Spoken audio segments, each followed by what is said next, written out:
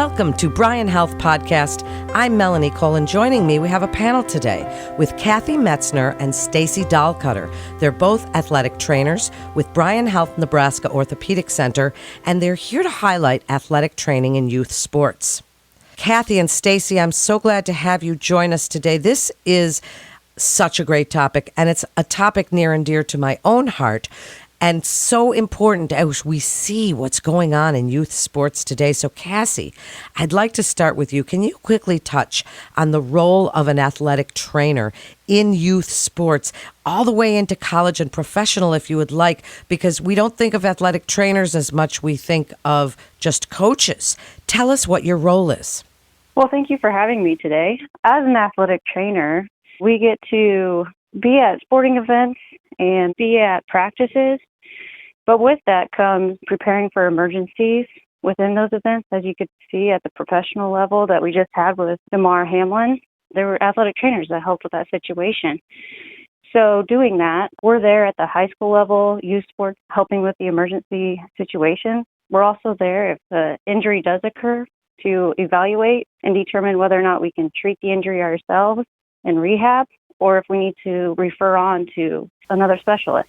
Cassie, I'd like to stick with you for a second. Not everybody really knows what an athletic trainer is and what the difference between a physical therapist or an orthopod or a personal trainer, for that matter. Can you please tell us a little bit about the field of athletic training? How long did it take you to get there? What is the difference between you and a physical therapist? An athletic trainer, schooling-wise, we are now going into a master's program. So we have to do a 5 or 6 year program. So you do your undergraduate degree and then do your graduate degree.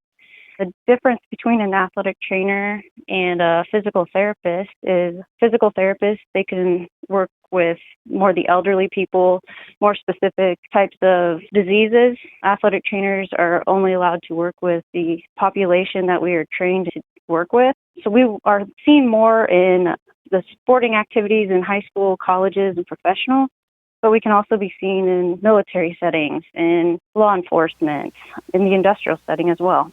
I think it's such a cool profession that you have. Really such a cool profession.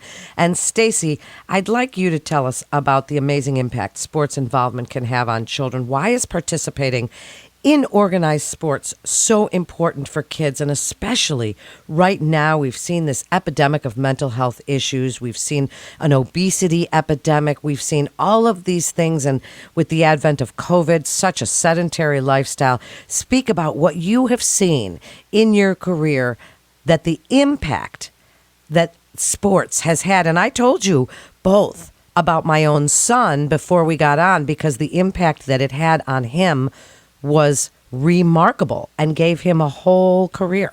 Yeah. So there are, lots of proven articles out there of what physical activity can do as far as improving your bone health, helping with weight status, helping with heart health and muscle fitness. And sports, it tends to increase those physical activity levels. It improves cardiovascular fitness, so it just kind of takes that physical activity cardio health to another level. And then increases your quality of life because it releases a whole hormonal process that can give you some good mental health benefits. So that way you have lower anxiety and depression rates, lower amounts of stress, you have better confidence in maybe your balance or your skills, and that doesn't just translate in the sports world, it can then translate into your everyday life. Well, it certainly can. And, I saw that with my own son, who was a video playing D student when he joined gymnastics. And now he is a coach of a men's gymnastics team, which is crazy to me, but it shows the full circle. And youth sports has such an impact on these kids. Stacy, when we think of youth sports, and we've talked in the media so much about concussion, about ACL injuries in our girl soccer players, well, in anybody really. So can you tell us the most common athletic injuries that you see, and specifically in youth sports? Well, specifically, if I talk about this year in my high school, because injuries tend to ebb and flow. You might have more of one injury one year, and then it's a different injury the next year. But the most common one that I see within the high school that I work at is ankle sprains and then also concussions. Ankle sprains tend to be pretty typical across all sports. And then same thing with concussions. And they don't just happen in sports, they could happen in the hallways. I've had a couple of students run into each other in the hallway and get a concussion that way. So I myself as a parent know that I was always worried about concussion. I was worried about injuries. My son was rings, so I was always worried about rotator cuff. And I can see as a parent that this is one of our hesitations, is the injury rate. But another thing that happens besides the injuries, which you guys are so amazing at helping these kids to prevent, is burnout. And we see chronic overuse injuries happening in some sports because, you know, kids start these club teams so early. They play all year. They're pretty intense. And some of them, I know tennis is a pretty intense sport. All can get pretty intense. All of them, really. Soccer, any of them. Speak to me, Stacy, about burnout and chronic overuse injuries and how you've seen that, because when they start too young and hit it too hard, and we know that the secret is really cross-training and giving them a little time off too.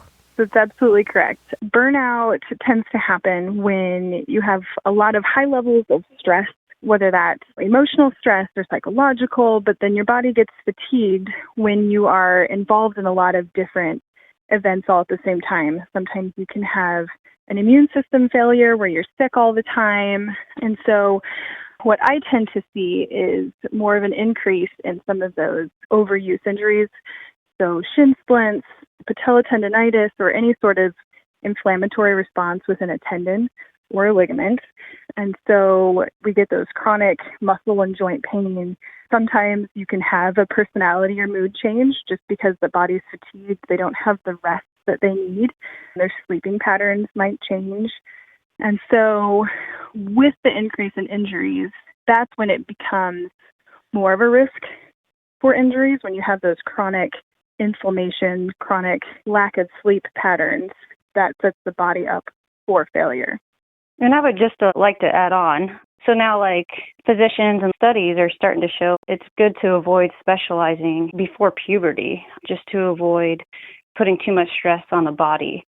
They also encourage playing multiple sports, but just doing one sport at a time versus trying to do 2 or 3 at the same time.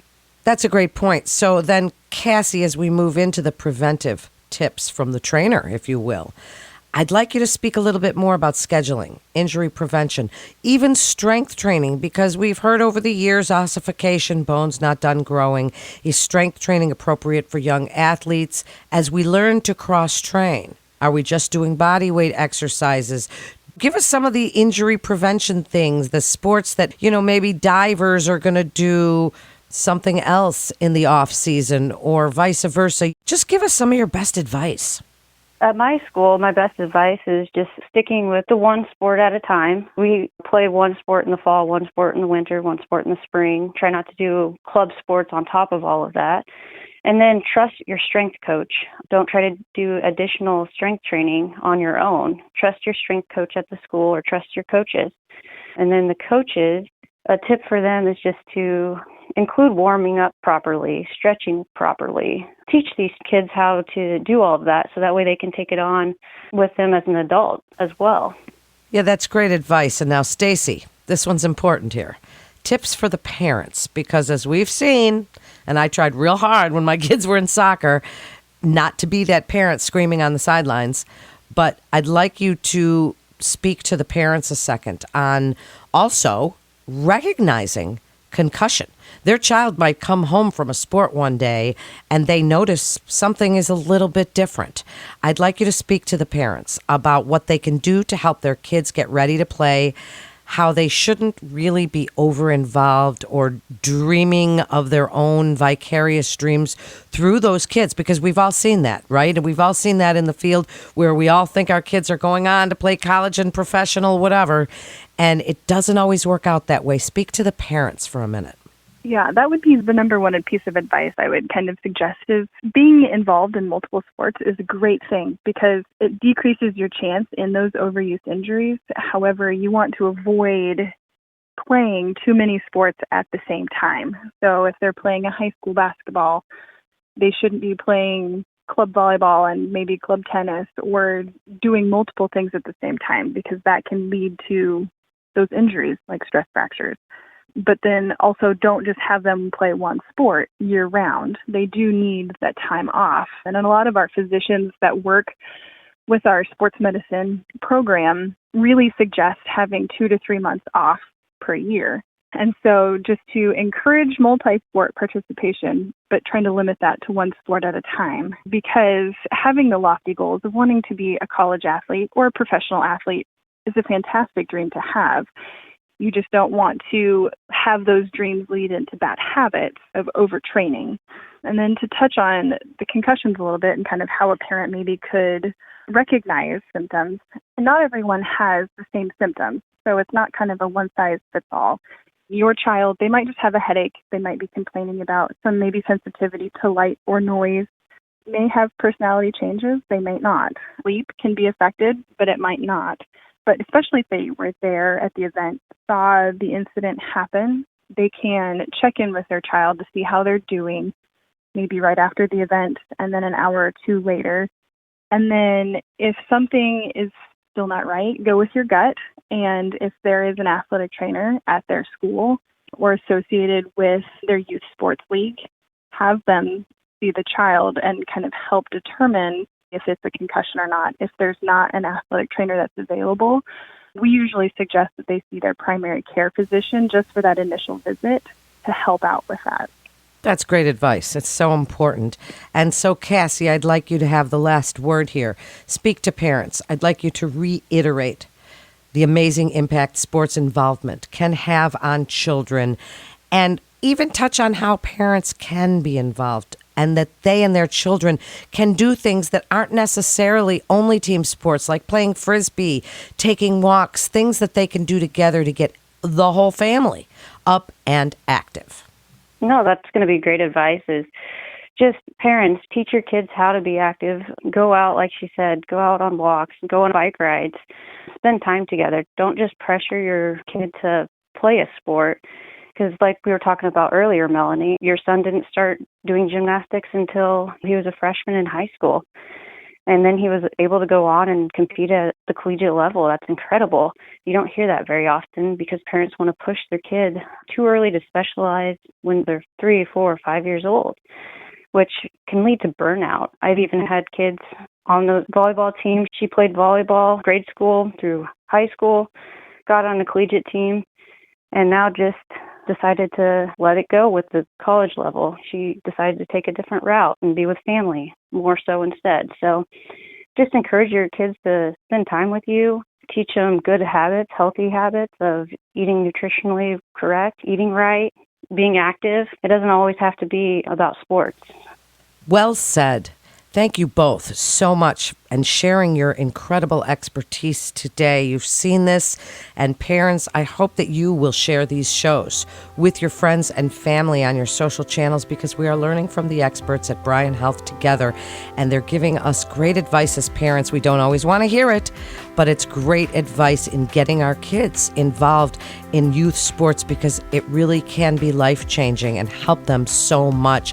Thank you both for joining us, and I'd like to thank our Bryan Foundation partner, Medica. To listen to more podcasts from our experts, you can visit bryanhealth.org/podcasts. That concludes this episode of Bryan Health Podcast. I'm Melanie Cole. Thanks so much for joining us today.